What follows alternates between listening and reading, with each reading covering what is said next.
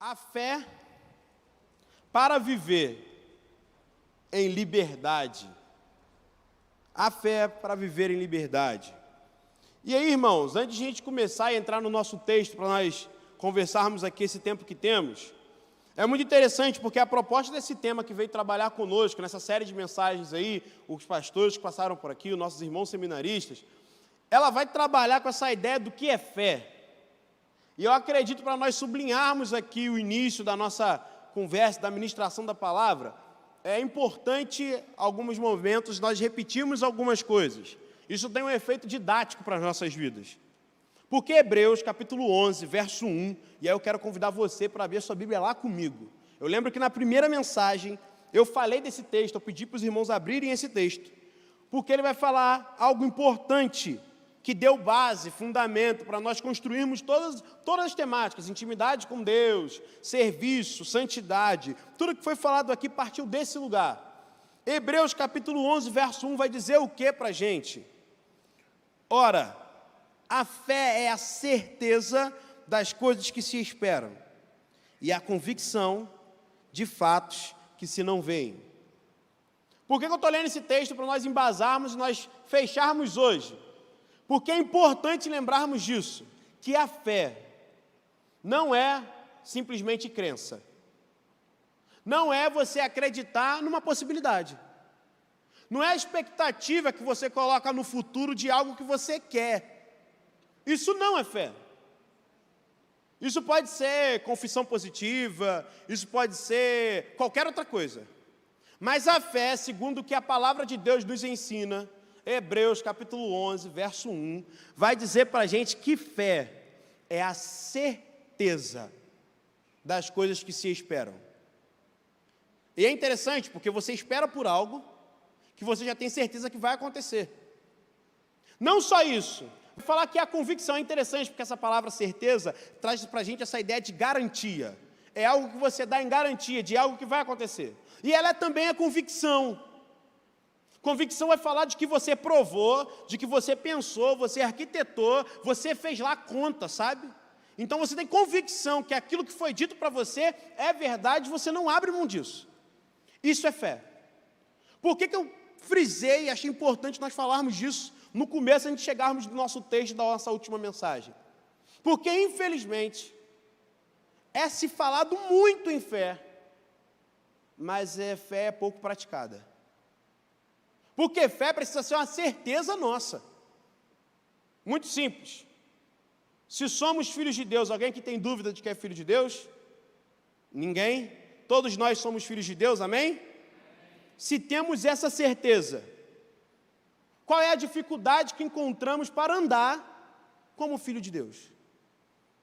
Por que talvez ainda algumas coisas na nossa vida não se desenrolaram, não estão acontecendo? E por que alguma das vezes nós chegamos até mesmo pensar ou duvidar da nossa filiação com o Senhor? Olha, e aqui eu não estou falando de ser membro da igreja. Estou falando de ser filho de Deus. De ser um filho amado de Deus. Isso é tão chocante que Jesus, quando foi nos ensinar sobre essa questão de Deus como Pai, ele contou uma parábola para a gente lá em Lucas capítulo 15. Do menino que foi embora. Um menino que foi embora. Simplesmente embora. Largou tudo. Largou o pai. Não fez questão do próprio pai. Desonrou o pai.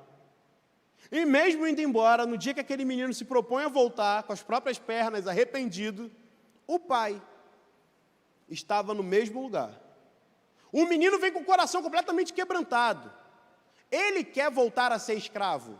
Ou melhor, ele quer deixar de ser filho para ser escravo. E no momento que ele fala isso ao pai, não, você continua sendo meu filho. Porque fé é uma certeza no amor de Deus, que aí semana passada o irmão Júlio falou muito bem, encerrou o culto falando disso. Romanos capítulo 8. Nada e nem ninguém nos separa do amor de Deus que está revelado para nós em Cristo Jesus. Nada. Nem fome, nem perseguição, nem perigo, nem espada, nem nudez. Nenhuma dessas coisas pode nos separar de Cristo Jesus. Nós precisamos crer nisso, meus irmãos. Nós precisamos crer nisso. Ter essa certeza que no dia que você acorda e o dia não está nada bem, Deus continua no controle, Ele continua sendo seu Pai. Que no dia que quando você acorda pela manhã, e parece que as coisas mudaram, você fez seus planos, sabe? Você fez sua conta, mas não fechou. Nesse dia que você fez conta, que estava tudo garantido, estava tudo certinho, e tudo saiu como diz o ditado aí, né? O tiro saiu pela culatra, saiu errado, deu tudo errado, estava tudo tão esquematizado, tudo tão certo. Nesse dia, é o dia que precisamos relembrar que nós somos filhos de Deus e o nosso Pai está no controle de todas as coisas. É pensando nisso, é com essa certeza que eu me aproximo dessa palavra liberdade. Fé para viver em liberdade. Convicção para viver em liberdade. Certeza de que Jesus Cristo nos libertou. Porque, infelizmente, apesar do mundo que vivemos hoje, apesar de todo o conhecimento bíblico, apesar de tudo que é falado para nós, infelizmente, muitos ainda vivem uma vida cativa. Cristo os libertou. Mas isso não é vivido na sua plenitude.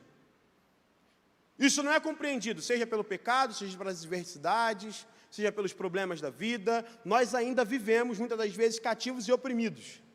E eu quero pensar com você que essa palavra liberdade, para nós, principalmente no momento que a gente vive hoje, ela é muito cara. É uma palavra muito refinada para os nossos dias.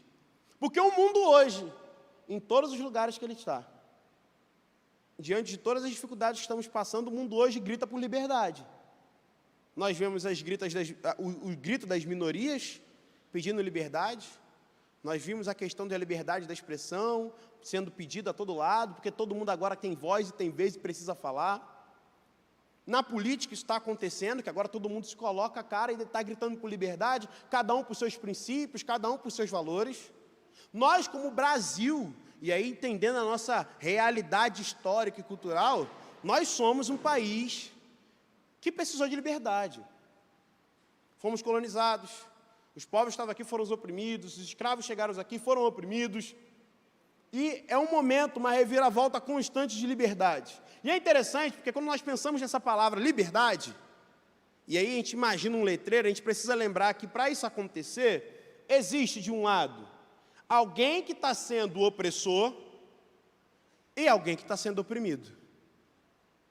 E essa pessoa aqui oprimida quer viver a liberdade, que significa o quê? Sair do jugo dessa pessoa que está oprimindo.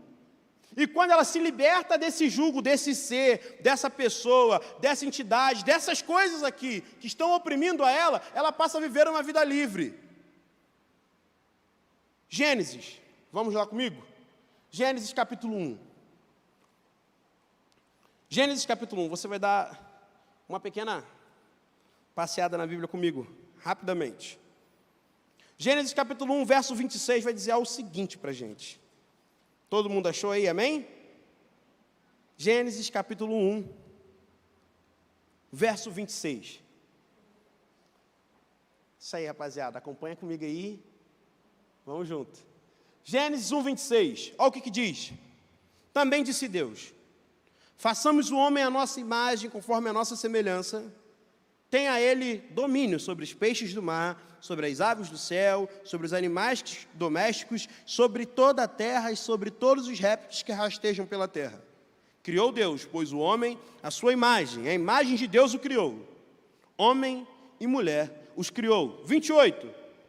E Deus os abençoou e lhes disse, sede fecundos, multiplicai-vos e enchei a terra e sujeitai-a. Dominai sobre as aves, sobre os peixes do mar e sobre as aves do céu, e todo animal que rasteja pela terra. Por que eu li esse texto? Primeira coisa que a gente precisa entender, porque fomos criados à imagem de Deus. Nós fomos criados para sermos livres. Deus nos criou livre. Deus não criou o homem cativo a nada. Deus não criou o homem preso a nenhum tipo de armadilha. Deus cria esse homem a sua imagem e semelhança. Isso é interessante, porque Deus expressa no ser humano todo o seu ser. Ele faz aquele homem do barro para mostrar a sua fraqueza, a sua sensibilidade, a sua vulnerabilidade, mas enche esse homem, esse ser humano de glória, com a sua presença. Esse homem agora é responsável por revelar diante de toda a natureza as virtudes de Deus, a bondade, o amor de Deus. Esse homem então é livre, totalmente livre. Chego a dizer a você que ele é tão livre, que Deus não teve problema nenhum em plantar uma árvore no jardim do conhecimento do bem e do mal. Por que Deus faz isso? Porque Deus dá total liberdade ao homem, para que ele viva a sua vida. Perceba, aqui está Deus criando o homem, formando o homem, Deus na sua origem, o homem é a partilha da essência de Deus. Deus agora, porque esse homem está na sua origem, na sua gênese, porque esse homem é criado pelas suas próprias mãos, do pó da terra, Deus dá para esse homem liberdade, para usufruir de tudo. Aí você fala assim, Enoque, mas se você for no capítulo 2, não está bem escrito assim. Vamos lá no capítulo 2?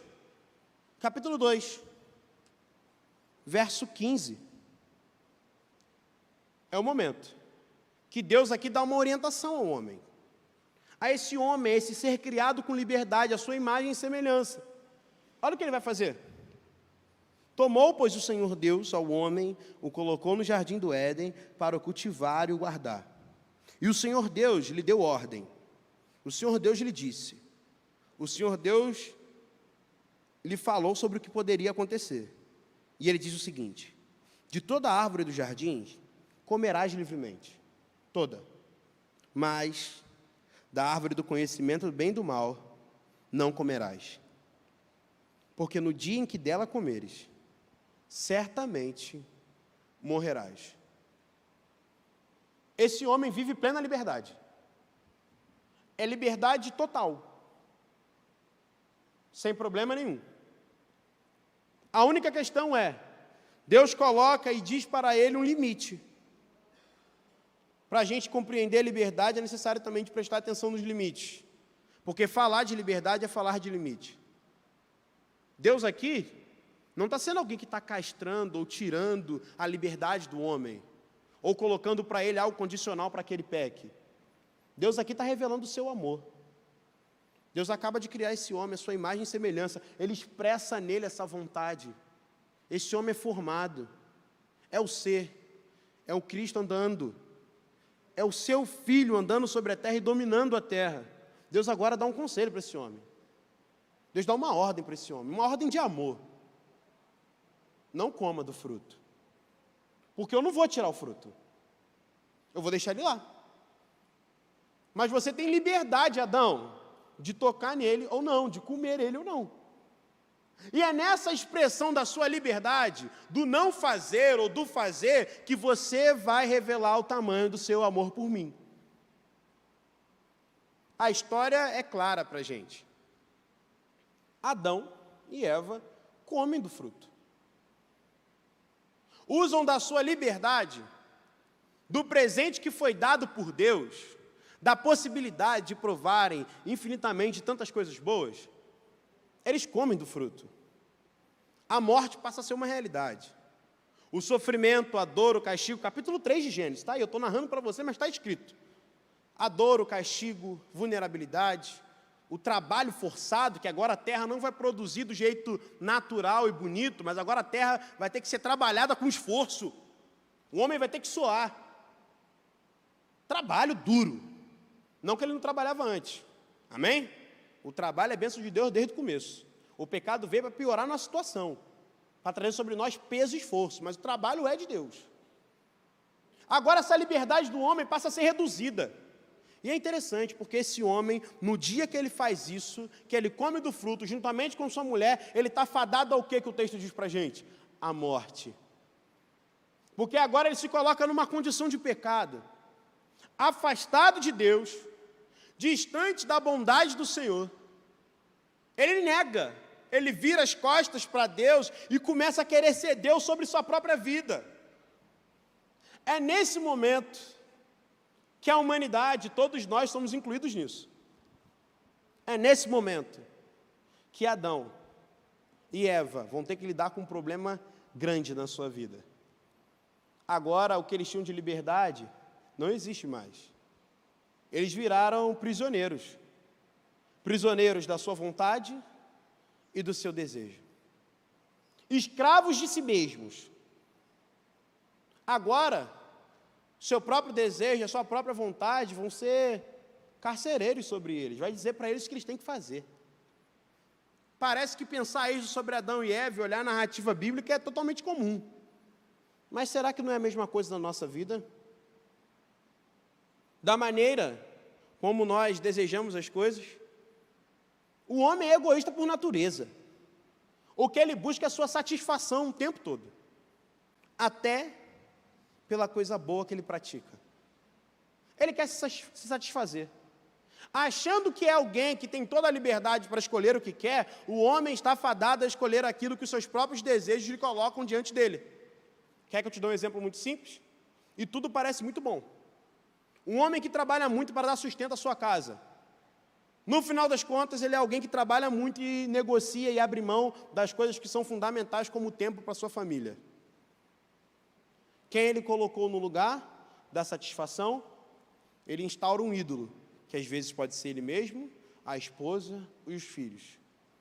E ele perde tudo aquilo que ele poderia estar ganhando na relação com o Senhor.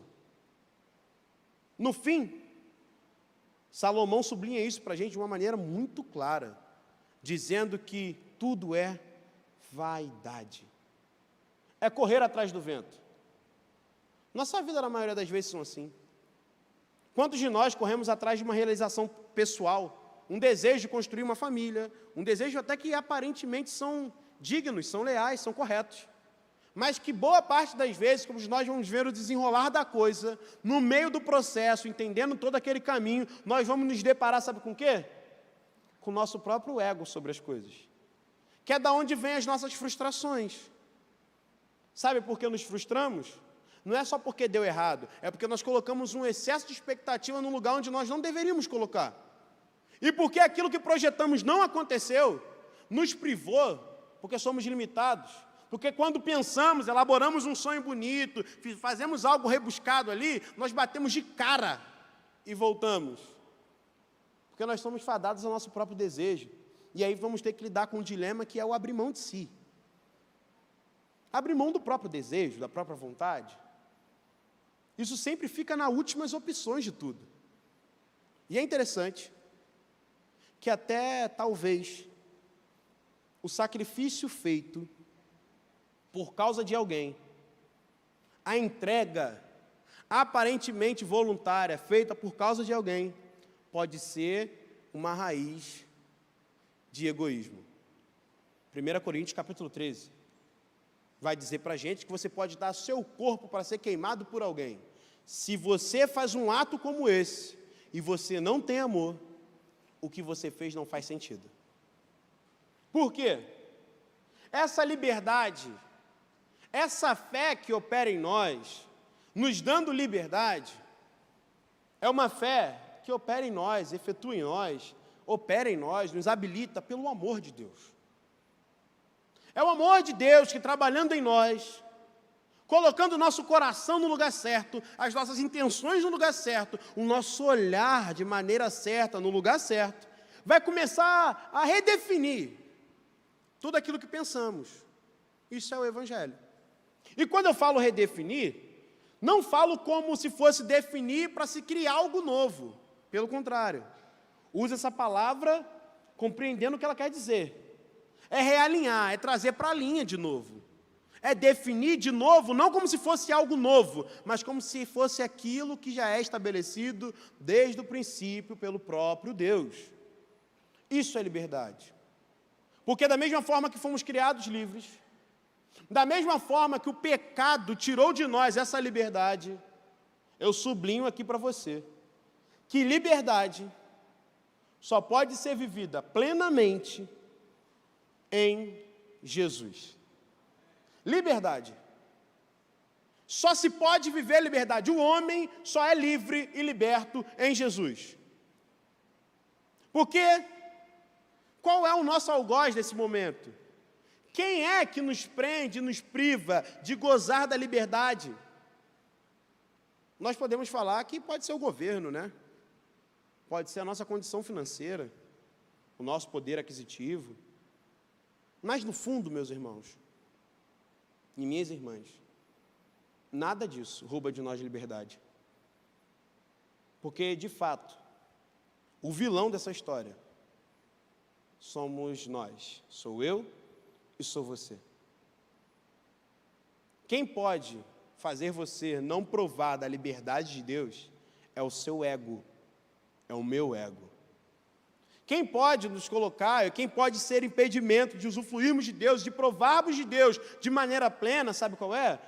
O meu e o seu ego, quando eu acho que eu posso, quando eu acho que eu devo, quando eu acho que eu tenho direito, quando eu acho que tenho poder de fazer todas as coisas. E por que eu falo isso? Porque eu quero trazer para você um texto onde o Senhor Jesus, o próprio Senhor Jesus, dá para a gente, se eu posso dizer assim, o caminho, a receita para se viver em liberdade. Ele vai dar para a gente conselhos literais, da última forma, ou o único jeito de vivermos liberdade. Só que antes disso, eu quero ler com você Tiago, capítulo 4. Só para salientar uma coisa. Hoje eu estou usando bastante texto bíblico com você. Se você puder, quiser anotar, para você refletir depois, com seu coração, com calma, é bom. Tiago, capítulo 4. Eu preciso sublinhar isso e deixar isso bem claro para a gente. Porque quando eu falo que o nosso maior problema, ou o meu maior problema, sou eu, Tiago vai trazer isso de maneira muito clara para os nossos corações. Nesse texto.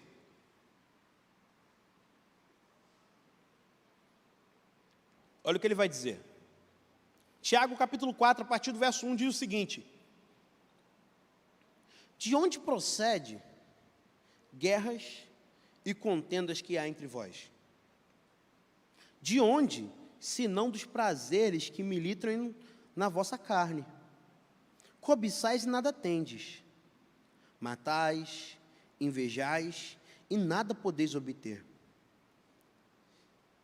Viveis a lutar e a fazer guerras, nada tendes, porque não pedis. E não é só não pedir, mas vocês também pedem mal, porque quando pedem, pedem para esbanjar e para satisfazer o vosso próprio prazer. Infiéis, não compreendeis que a amizade com o mundo é inimiga de Deus? E que aquele, pois, que quiser ser amigo do mundo, constitui-se inimigo de Deus? Ou supondes que em vão afirmam as Escrituras?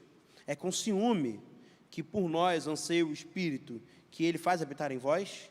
Antes, Ele dá maior graça, pelo que diz, Deus resiste aos soberbos, mas dá graça aos humildes. Tiago sublinha para a gente o que eu acabei de dizer, que é a nossa arrogância, a nossa prepotência. E ele vai dizer ainda mais, que Deus resiste aos soberbos. Já parou para pensar nessa palavra, resistir? Deus afasta de si. É como se alguém estivesse vindo para me abraçar e eu em todo momento estou tirando as suas mãos e colocando essa pessoa longe de mim. Deus resiste, Deus faz resistência àqueles que são soberbos, àqueles que se acham, àqueles que são dono de si, àqueles que esquecem que existe Deus no controle de todas as coisas, aqueles que acham que a sua planilha orçamentária, o dinheiro que ele ganha no mês, vai suprir todas as dívidas da casa dele.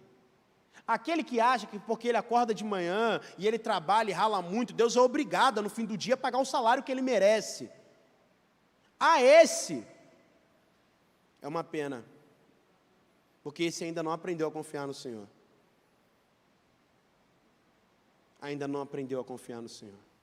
Se coloca soberbo, como alguém que acha que tem controle, como um pai, que acha só porque ensinou todas as coisas boas para o seu filho, acha que o menino vai seguir à risca tudo que ele falou. Se ele não depender da graça e da bondade do Senhor, na sua orientação e no seu cuidado, Rogério, você sabe bem disso, conselheiro, esse menino não vai. Por quê? O humilde, aquele que depende, se submete ao Senhor com graça.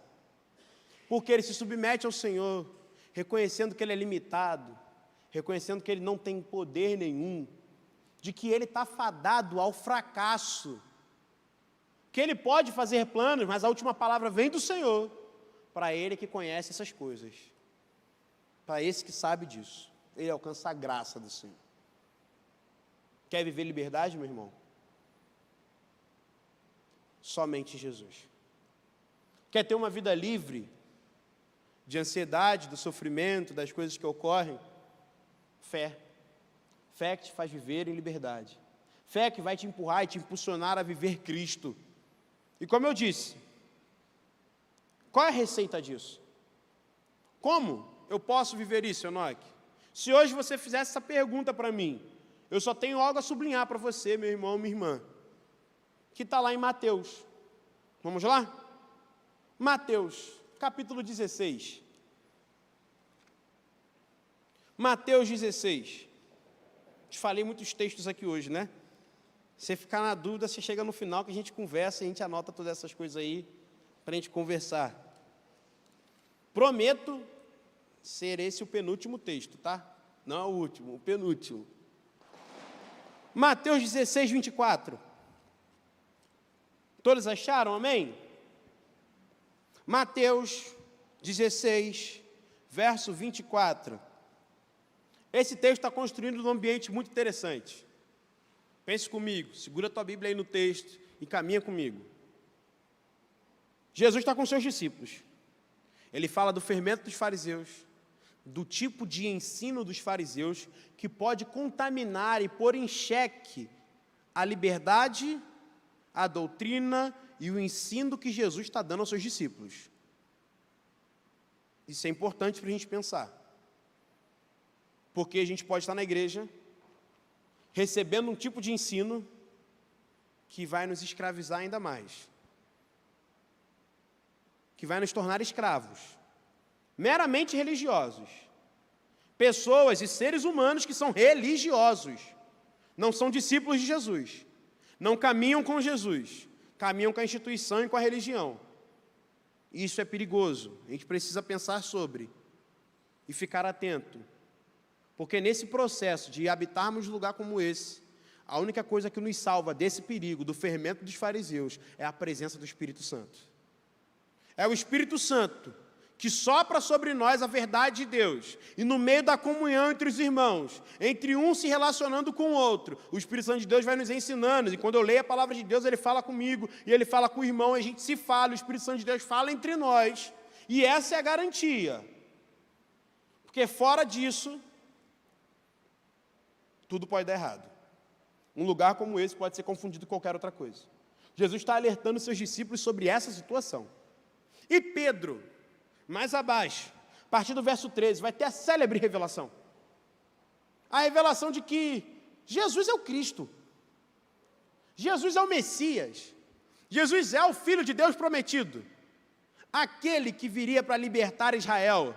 Ó, libertar Israel.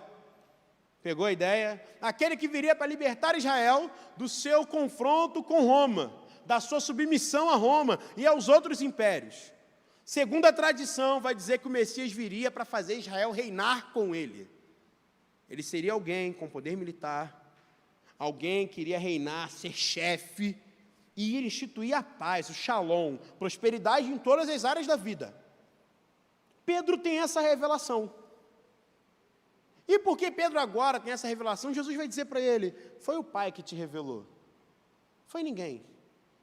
Foi o Espírito, o Pai soprou sobre você e você está dizendo essas coisas. Ao mesmo tempo que isso acontece, na mesma narrativa, a partir do verso 21, Jesus vai falar que ele é um tipo de Cristo diferente. Enquanto todo mundo queria um Cristo que fosse militarmente poderoso, Jesus Cristo, o Filho de Deus vivo, está vindo para provocar dentro de nós uma revolução, que apesar de todas as coisas à nossa volta e fora de nós estejam nos aprisionando, nós vamos continuar livres. A liberdade que Cristo veio trazer, e eles não compreendem isso no primeiro momento, é uma liberdade que não tem a ver com poder político, é uma liberdade que não tem a ver com poder militar, é uma liberdade que não tem a ver com governo ou instituição. É uma liberdade que vem do meu relacionamento com Deus. E porque agora em Deus eu sou livre, eu tenho paz com Deus, eu vou viver de maneira livre em todas as coisas, mesmo que nessa vida eu tenha que padecer. E é o que Jesus está querendo dizer para eles. Jesus está dizendo, eu vou morrer. Daqui a tanto tempo, vou ser pendurado no madeiro. Eu vou ficar lá pendurado, vocês vão ficar sozinhos.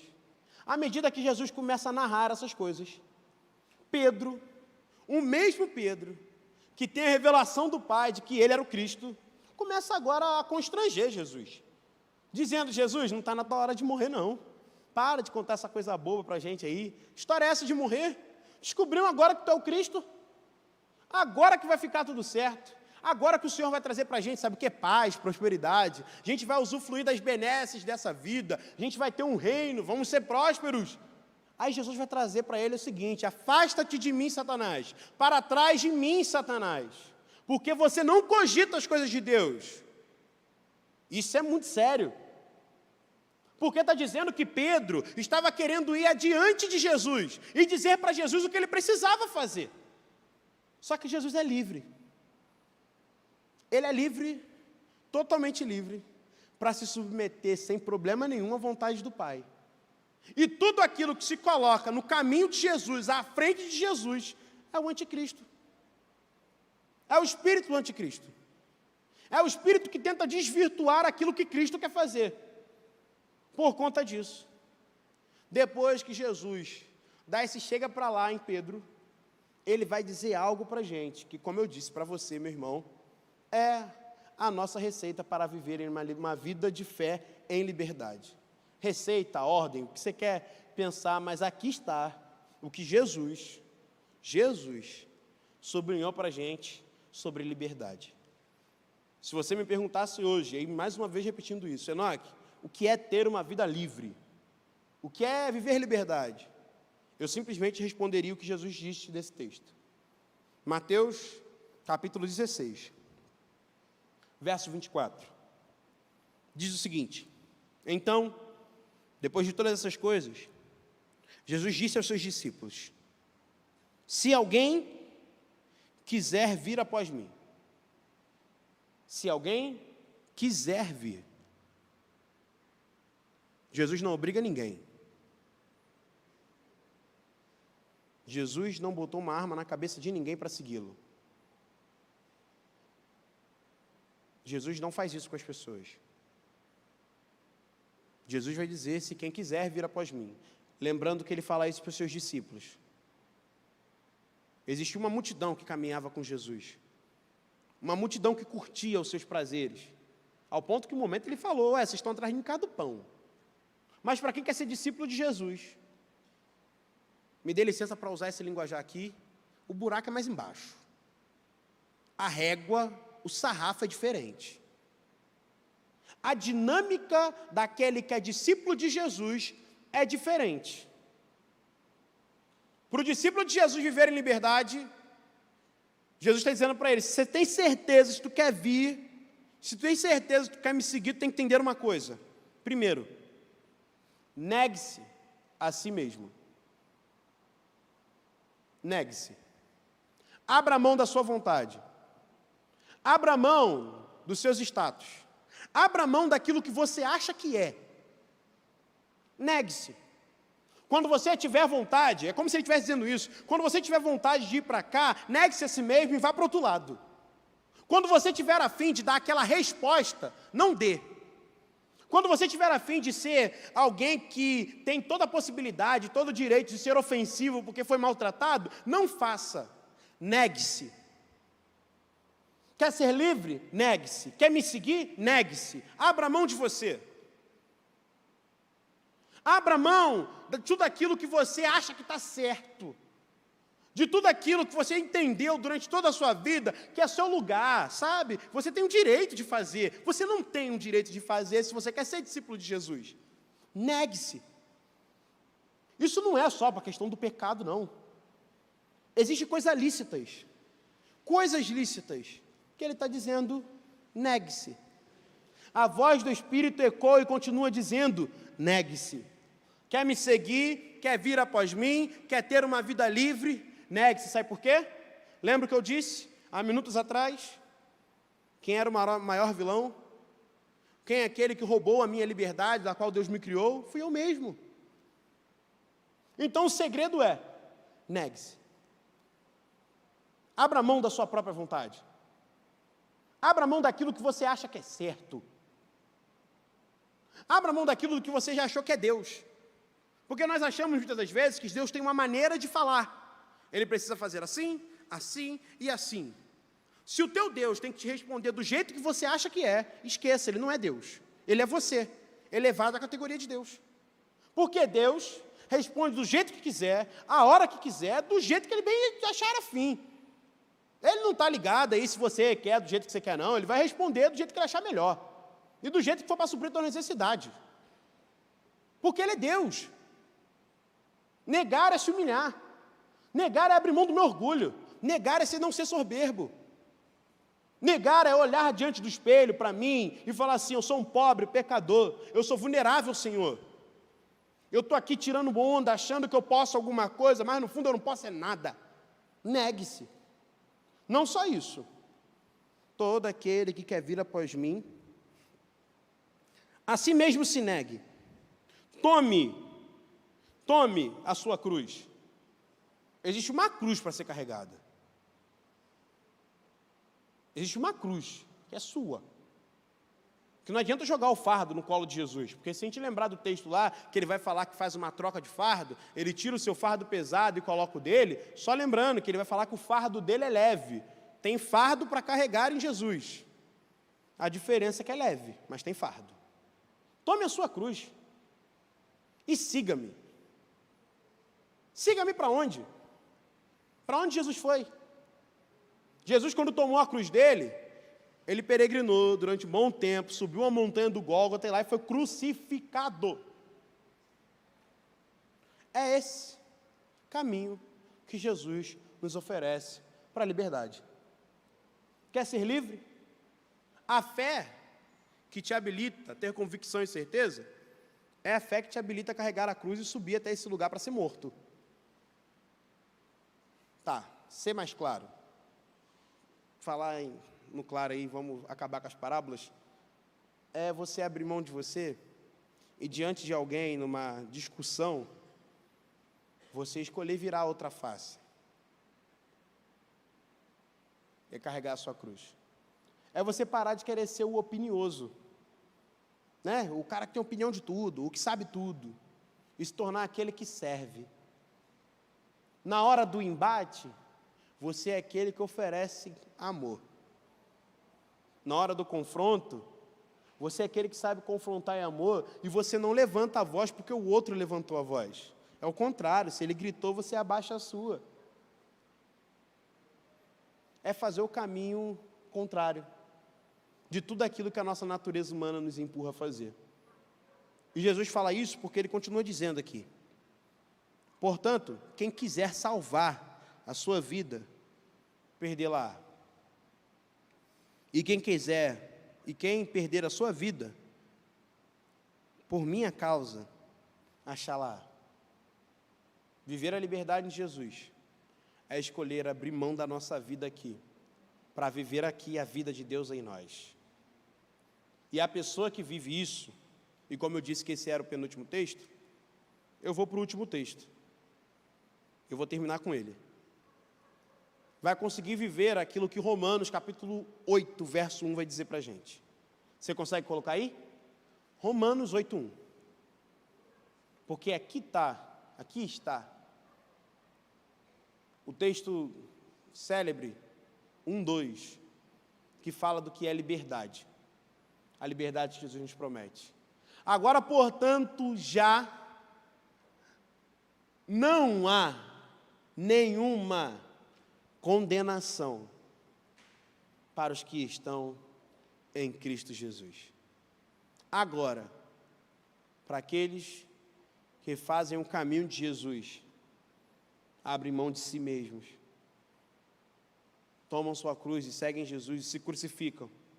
Há esses que vivem assim, gozam de uma vida sem condenação, onde a sua consciência não tem poder de te condenar, onde o seu pecado não tem poder de te fazer parar, onde as circunstâncias da sua vida, a luta que você está enfrentando, a doença que vem diante de você, é só mais uma coisa que está na sua vida para ser vencida e te promover ainda mais a imagem e semelhança de Jesus. É esse lugar onde nenhuma condenação há. Nenhuma condenação há. E eu quero orar com você para nós terminarmos aqui. Ministério de Louvor, vocês vão cantar, vocês podem subir aqui e tomar o lugar. Mas eu quero orar com você. Vamos ficar de pé, meus irmãos? E eu quero orar com você nesse momento. Pedindo que no nome de Jesus, saia, você vai voltar para casa, você vai ver essas mensagens, você vai ver toda essa série de mensagens. Se o Espírito Santo de Deus tocou no seu coração, se o que eu te falei aqui pode parecer uma impossibilidade, você pode estar pensando e falar assim, caramba, esse cara falou um bocado de coisa aí, talvez ele não está morando, não está pisando no mundo real. Eu quero te dizer com todas as minhas forças, tudo que eu te falei é real e está na Bíblia. O que deve estar acontecendo é que talvez o nosso próprio coração ainda não se converteu a essas coisas. Mas eu tenho a certeza que Deus tem liberdade para a nossa vida, Deus tem liberdade para você viver uma vida que vale a pena ser vivida, uma vida de fé, que vai muito, muito, muito além daquilo que nós podemos pensar e imaginar. Vamos orar? Maravilhoso Deus e Pai, obrigado, Senhor. Obrigado pela liberdade que o Senhor nos dá. Obrigado pela Tua fé que opera em nós pelo amor. Obrigado, Jesus.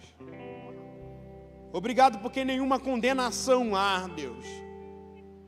O diabo não tem poder de nos acusar, a nossa consciência não tem poder de nos acusar, nada à nossa volta tem o poder de apontar os dedos para nós, de nos acusar, porque nenhuma condenação há para os que estão em Cristo Jesus. Nos ajude a ser achados em Ti, Jesus, onde nenhuma condenação há, onde a liberdade é plena, onde podemos desfrutar da Tua graça, onde meu desejo não me domina mais, onde meu pecado não tem poder sobre mim, onde eu não sou refém da minha satisfação, onde Deus se sacrificar por amor faz sentido, aonde se doar por amor faz sentido, aonde se entregar um pelos outros faz sentido, aonde abrir mão do meu ego faz sentido, aonde entender que o Senhor está no controle da minha casa, da minha família, de que o Senhor é que está fazendo gestão das nossas vidas, faz sentido. Nos faz, Senhor, no nome de Jesus, gozar da liberdade que o Senhor tem para nós. Gozar dessa liberdade que só pode ser dada em Cristo Jesus pela fé. E só pode ser vivida na comunhão com o Teu Espírito. Faz em nós, Senhor. Faz em nós. No nome de Jesus.